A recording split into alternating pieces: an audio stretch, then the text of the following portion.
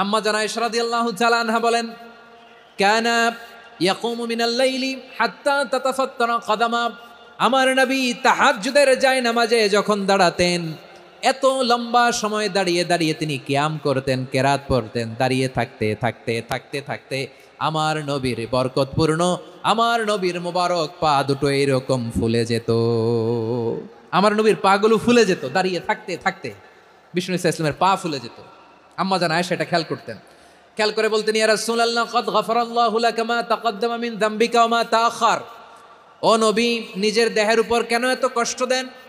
কেন রাত জেগে এরকম তাহাজ্জুদের জায়নামাজে দাঁড়িয়ে থাকতে থাকতে পা দুটো আপনার ফুলে যায়? কেন কষ্ট করেন? আল্লাহ কি বলে নাই, ও নবী আপনার আগের গুনাহ মাফ, পরের গুনাহ মাফ? আসলে বিশ্বনবীর কোনো গুনাহই নাই। নবীরা মাসুম হয়, নিষ্পাপ হয়। তারপরে বিশ্বনবীর মর্যাদা, স্ট্যাটাস বোঝানোর জন্য আল্লাহ বলেন, নবী আপনার আগের পরের সব গুনাহ আমি আল্লাহ মাফ করে দিলাম। আম্মা জান আয়েশা বলে, না নবী, আগের গুনাহ মাফ, পরের গুনাহ মাফ, আপনি মাসুম, নিষ্পাপ, তারপরেও তাহাজ্জুদের জায়নামাজে কেন এত কষ্ট করেন?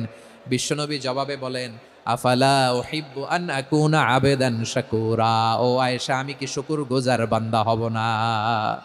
আমি কি শুকরগুজার হব না?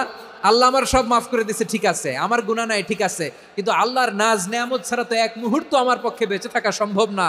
সে আল্লাহর নেয়ামতের শুকরিয়া হিসাবে আমার কি শুকরগুজার হওয়া উচিত না? আফলা উহিব্বু আন আকুনা আবদান শাকুরা। আমি কি শুকরগুজার বান্দা হব না?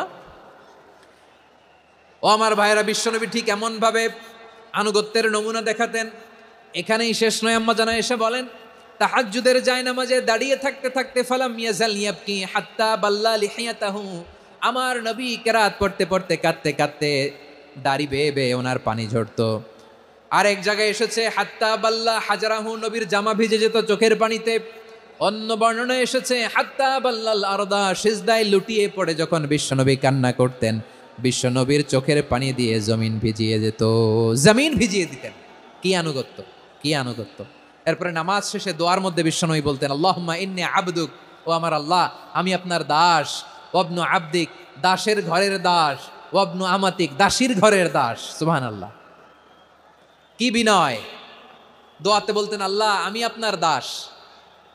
দাসের ঘরের দাস মানে আমার বাবা আব্দুল্লাহ আপনার দাস। দাসীর ঘরের দাস মানে আমার মা আমিনা আপনার দাস। সুবহানাল্লাহ। নাসিয়াতি বিয়াদিক, আমার মাথার চুলের ঝুঁটি আপনার হাতের মুঠোয়, আপনি যেখানে টানেন ওইখানে আমি যেতে বাধ্য।